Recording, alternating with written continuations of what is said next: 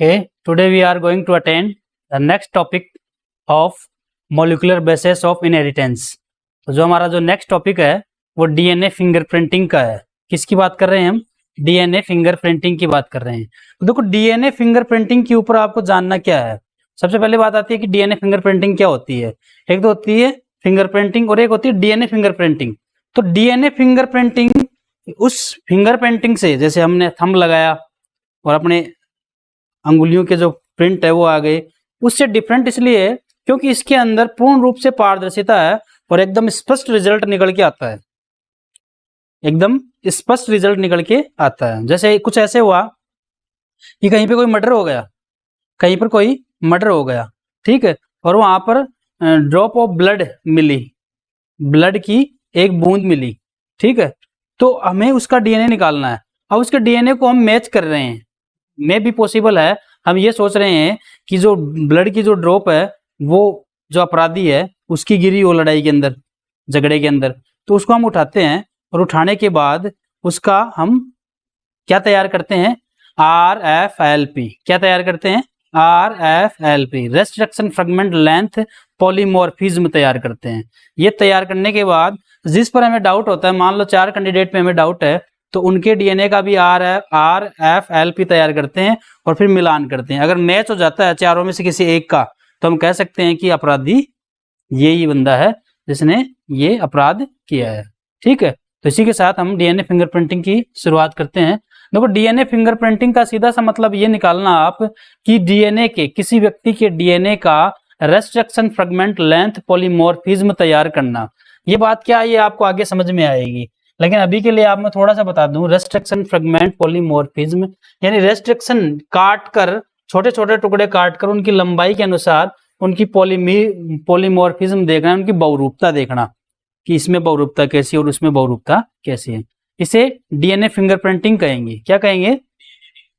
अच्छा, DNA fingerprinting की जो शुरुआत है वो करने वाला है एलेक्स जेफरी 1984 के अंदर। कब की थी इसने डीएनए फिंगरप्रिंटिंग की शुरुआत? 1984 में, ठीक है।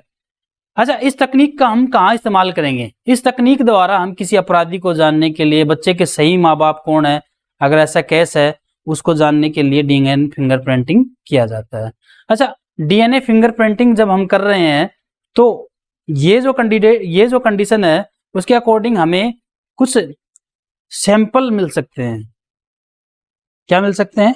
कुछ सैंपल मिल सकते हैं। सैंपल यानी कुछ नमूने मिल सकते हैं कि वहां पर किस किस चीज का नमूना मिल सकता है आपको। खून है, बाल है, त्वचा है, हड्डी का टुकड़ा है, लार है, शुक्राणु है आदि। क्योंकि अगर हम देखें इसको तो ये रेप केस के अंदर भी एक चीज की जाती है, ठीक है। अगर बलात्कारी है और वहां से उसको आइडेंटिफाई करना है तो उसके स्पर्म की जांच कर ली जाती है। किसकी जांच कर ली जाती है? स्पर्म की, इसके शुक्राणु की जांच कर ली जाती है। उसकी बॉडी के अंदर वही शुक्राणु बन रहे हैं तो हम कह देंगे कि रेप करने वाला यही कैंडिडेट है। तो इस बात को हम क्या कहेंगे? DNA fingerprinting. क्या कहेंगे? तो सीधी सीधी बात आपको समझ में आ रही है कि किसी भी व्यक्ति के डीएनए का RFLP तैयार करना, इसकी फुल फॉर्म आपको याद रखनी है, परीक्षा में पूछ सकते हैं। Restriction fragment length polymorphism. क्या?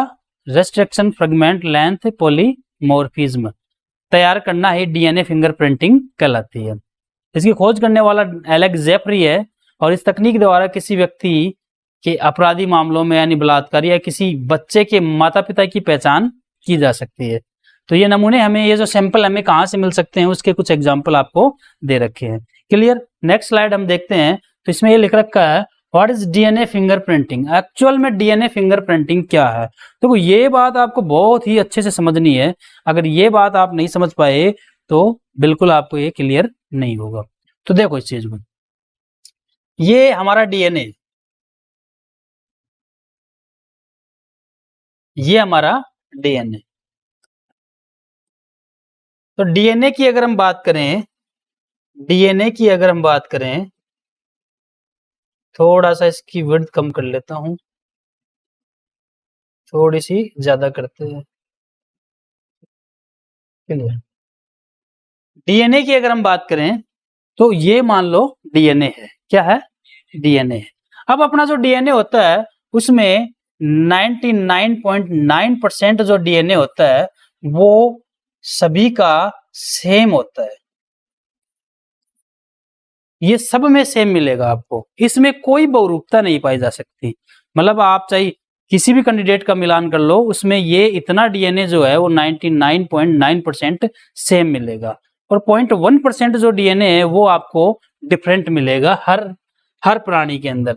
तो 0.1% जो डीएनए है, 0.1 नहीं आएगा ना, 0.1% डीएनए है वो आपको डिफरेंट मिलेगा।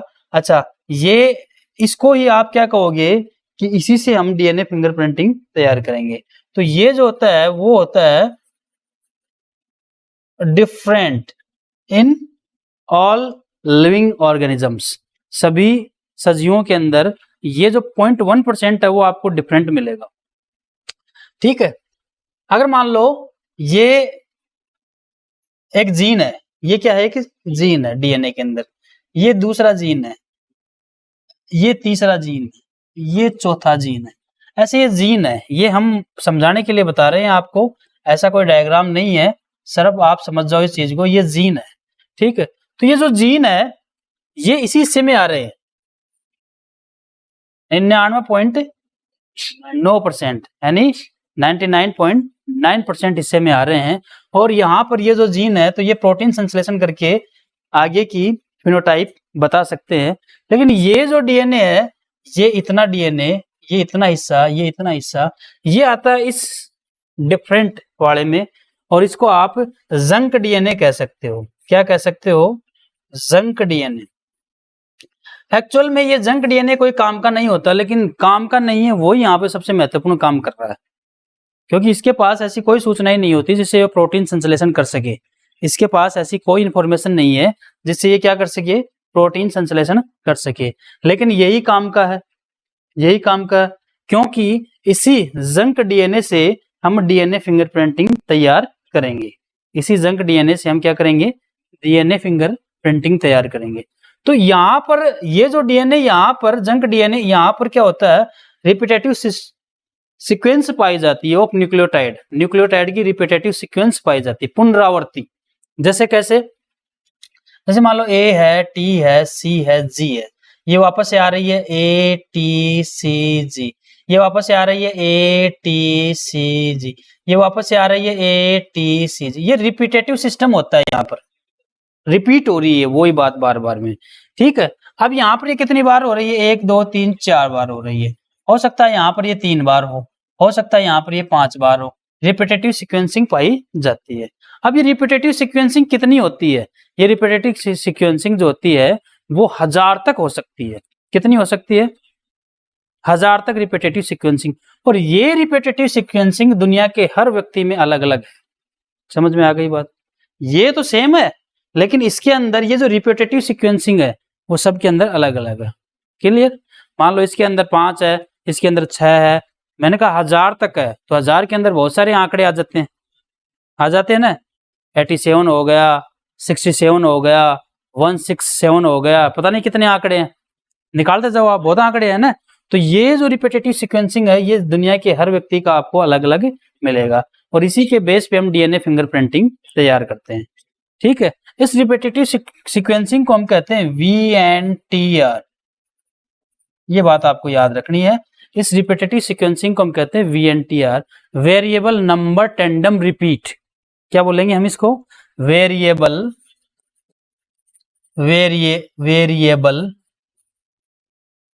Number tandem repeat, variable number tandem repeat, याद रह जाएगा आपके।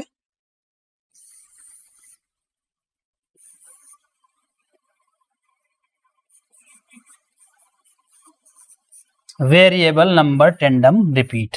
अब आपको ये बात अच्छे से समझ में आ जानी चाहिए कि वेरिएबल नंबर टेंडम रिपीट क्या होता है। ठीक है, यानी विभिन्नता प्रकट कर रहा है नंबर, ये जो नंबर है बार बार में क्या कर रहे हैं, अपनी विभिन्नता, यानी इसके लिए इनको कह रहे हैं वेरिएबल, सेम नहीं है, वेरिएबल हो रहे हैं, तो इसको हम कहेंगे वेरिएबल नंबर टेंडम रिपीट। क्या कहेंगे? Variable number tandem repeat. ठीक है, इतनी बात अपनी हो जाती है। ठीक है, अब इसके अंदर हम और बात करें, अगर इसके अंदर हम और बात करें तो इतनी बात आपको समझ में आ गई। ठीक है, इसके अंदर अगर हम और बात करें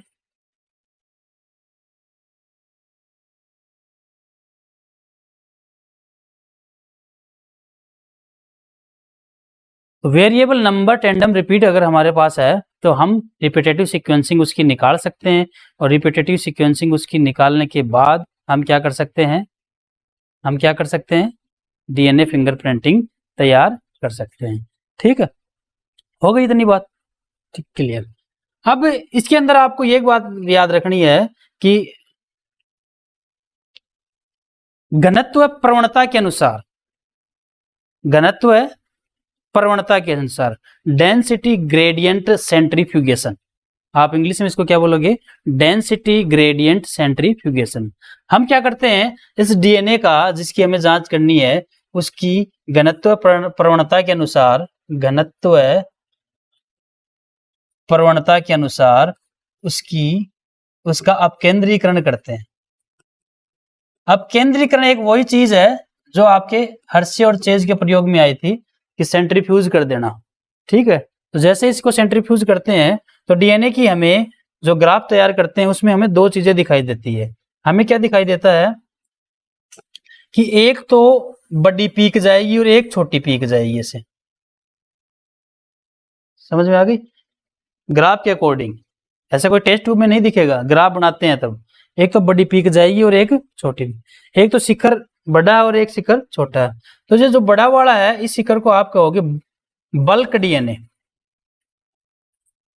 क्या कहोगे, बल्क डीएनए, क्या कहोगे।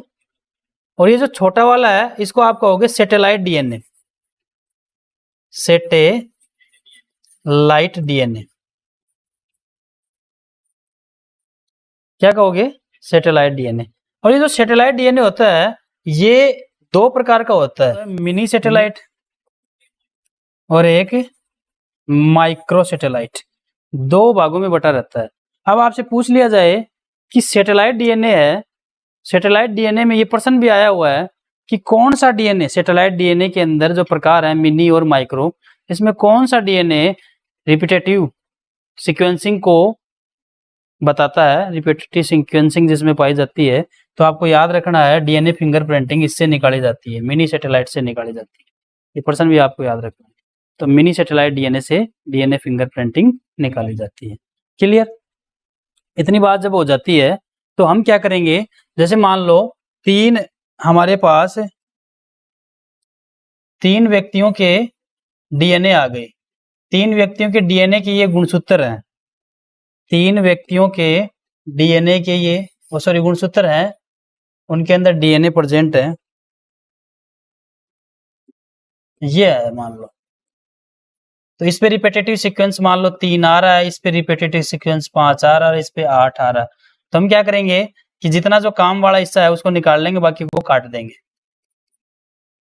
जितना जो काम वाला हिस्सा उसको निकाल लेंगे, बाकी को काट देंगे। अब काटने के लिए कोई कैंची थोड़ी यूज की जाती है, इसकी कुछ टेक्निक होती है। तो यहाँ पे एक एंजाइम यूज किया जाता है जिसको कहा जाता है रेस्ट्रिक्शन एंजाइम। क्या कहा जाता है, रेस्ट्रिक्शन एंजाइम। आपको ये बात समझ में आ गई। घनत्व प्रवणता के अनुसार इसका आप केंद्रीकरण करते हैं तो दो चोटियां हमें दिखाई देती है, एक बड़ी और एक छोटी। ये बल्क डीएनए जो होता है ये वही डीएनए है जो 99.9% है, और सैटेलाइट डीएनए जो वही डीएनए आपका जो VNTR बना रहा है, वेरिएबल नंबर टेंडम रिपीट। क्या बना रहा है, वेरिएबल नंबर टेंडम रिपीट। ठीक है, इतनी बात हो जाती है। अब हम अगली प्रोसेस को पढ़ते हैं। अब ये प्रोसेस है इसके अंदर, इस प्रोसेस में हम क्या करेंगे कि भाई सबसे पहले हम डीएनए को आइसोलेट करेंगे। आइसोलेट मतलब उसको पृथक करेंगे। क्या करेंगे, पृथक्करण करेंगे, उसका आइसोलेशन करेंगे। यानी खून से करो, हड्डी से करो, बाल के टुकड़े से करो, वीर्य से करो, उसको आइसोलेट करते हैं। आइसोलेट करने के बाद उस डीएनए को हम उसके जो नंबर रिपीट है उसके अनुसार हम उसको cut by restriction endonuclease enzyme, restriction endonuclease enzyme के जरिए हम उसको काट लेते हैं। काटने के बाद अब ये डायरेक्ट दिखता नहीं है आपको, ठीक है, ये आपको डायरेक्ट दिखता नहीं है। एक और थी यहाँ पे कोई दिक्कत नहीं, मैं वैसे बता देता हूँ। जेल इलेक्ट्रोफोरेसिस, एक टेक्निक और है जेल इलेक्ट्रोफोरेसिस। तो जेल इलेक्ट्रोफोरेसिस कुछ ऐसी मशीन है जिसके ऊपर एगारेज जेल लगा रहता है। एगारेज जेल, ये जो जेल है ये समुद्री खरपतवार से निकाला जाता है भाई। कहाँ से निकाला जाता है? और ये जो जेल है इसके ऊपर बिछा देते हैं। और ये जो जेल है ये एक, इसके अंदर एक किसकी तरह काम करता है? एक चलनी की तरह काम करता है। किसकी तरह काम करता है? एक चलनी की तरह काम करता है। ये जेल छलनी की तरह काम करता है। ये मान लो इसके ऊपर हमने एगारेज जेल लगा दिया। अब ये वैद्युत उपकरण है भाई। आप सोचते हो कोई ऐसे कोई वैद्युत उपकरण है ये कनेक्ट रहता है इलेक्ट्रिक करंट से। और यहां पर इसमें ये ऐसे कूप बने होते हैं, छोटे छोटे कूप, यानी छोटे छोटे गड्ढे से छिद्र बने होते हैं। और डीएनए को हम काट लेते हैं। ये डीएनए काट लिया, ये काट लिया, ये काट लिया, ये काट लिया। और यहां पर एनोड प्लेट लगी रहती है। आप जानते हो किसी भी चीज को हम इलेक्ट्रिक करंट सप्लाई करते हैं तो ऋणावेशित हो जाती है। वो कैसे हो जाती है? अब ये ऋणावेशित होकर धनावेश की तरफ गति करेगी। तो इस प्रकार से ये यहाँ तक जब पहुंचेगी तो बड़े अपने को छोटे छोटे टुकड़े जितने हमें चाहिए वो हमें मिल जाएंगे। इनको हम बाहर निकाल लेते हैं। निकालने के बाद हम इसको नाइट्रोसेलुलोज के पेपर पर रख देंगे। किस पे रख देंगे? Transfer to nitrocellulose paper with 0.5 gram weight for overnight, यानी रात भर के लिए हम इसको नाइट्रोसेलुलोज के पेपर पे रखेंगे और रात भर के लिए इस पे वजन रख देंगे। कितना वजन रख देंगे? 0.5 ग्राम वजन रख देंगे। इस चीज को आप ब्लोटिंग कहोगे। इस चीज को आप क्या कहते हो? ब्लोटिंग। तो ये प्रश्न भी आ सकता है, ब्लोटिंग क्या है? तो आप क्या कहोगे? जो डीएनए फिंगरप्रिंटिंग के दौरान जो डीएनए निकल जाता है जेल इलेक्ट्रोफोरेसिस से, उसको नाइट्रोसेलुलोज के पेपर पे बिछाकर और रात भर उसके ऊपर क्या रखेंगे? 0.5 ग्राम का वजन रखेंगे। इस चीज को हम ब्लोटिंग कहेंगे। क्या कहेंगे? ब्लोटिंग होने के बाद जो डीएनए हमें मिल जाता है, इस डीएनए के अंदर अब हम छोड़ देंगे प्रोब। क्या छोड़ देंगे? प्रोब एक्चुअल में है क्या? प्रोब ये जो डीएनए इनके पूरक होते हैं। जैसे मान लो ये डीएनए का टुकड़ा है और यहाँ पे ATC, ये रिपीटेटिव सीक्वेंस है। अब हमने प्रोब छोड़ा तो ये जो प्रोब है वो है TAG। क्या है? TAG, मतलब उसका पूरक छोड़ेंगे। हाँ, उल्टा, उसका उल्टा छोड़ देंगे इसके अंदर। ठीक है, जैसे इसके अंदर छोड़ देंगे तो ये जो है, ये जो पूरक डीएनए इसके साथ बाइंड कर जाएगा भाई। क्या कर जाएगा? बाइंड कर जाएगा इसके साथ। ये इसके साथ बाइंड, ये इसके साथ बाइंड, ये इसके साथ बाइंड। बाइंड करते ही ये एक नया डीएनए बन जाएगा जिसको हम कहेंगे हाइब्रिडाइज्ड डीएनए, यानी हाइब्रिडाइज्ड डीएनए हो जाएगा। इसलिए इस टेक्निक को कहा गया hybridization by VNTR probe. VNTR probe वही डीएनए के छोटे टुकड़े जो हम डालते हैं ये प्रोब के रूप में यूज किए जाएंगे। और इस टेक्निक को आप क्या कहोगे? संकरित डीएनए बन गया अपने पास। कैसा डीएनए बन गया? पहले तो सिंगल था, अब इसके साथ हमने मिला दिया तो ये क्या बन गया? संकरित डीएनए बन गया। अब इस संकरित डीएनए पर हम करेंगे ऑटो रेडियोग्राफी। क्या करेंगे? ऑटो रेडियोग्राफी करते ही ये संकरित डीएनए बाहर निकल के आ जाएगा और हमें दिखने लग जाएगा। और इससे हम फिर ऐसा ही प्रोसेस हम अपराधी के डीएनए के साथ करेंगे। और ऐसा ही हमने किसके साथ किया कि भाई जिसके ऊपर अत्याचार हुआ उसके साथ किया, फिर दोनों का हमने मिलाया। अगर दोनों का सेम है तो हम कह देंगे कि अपराध करने वाला यही बंदा है। तो ये आपकी डीएनए फिंगरप्रिंटिंग कंप्लीट होती है। क्लियर? बात समझ में आई? ठीक है, तो आज के लिए इतना ही।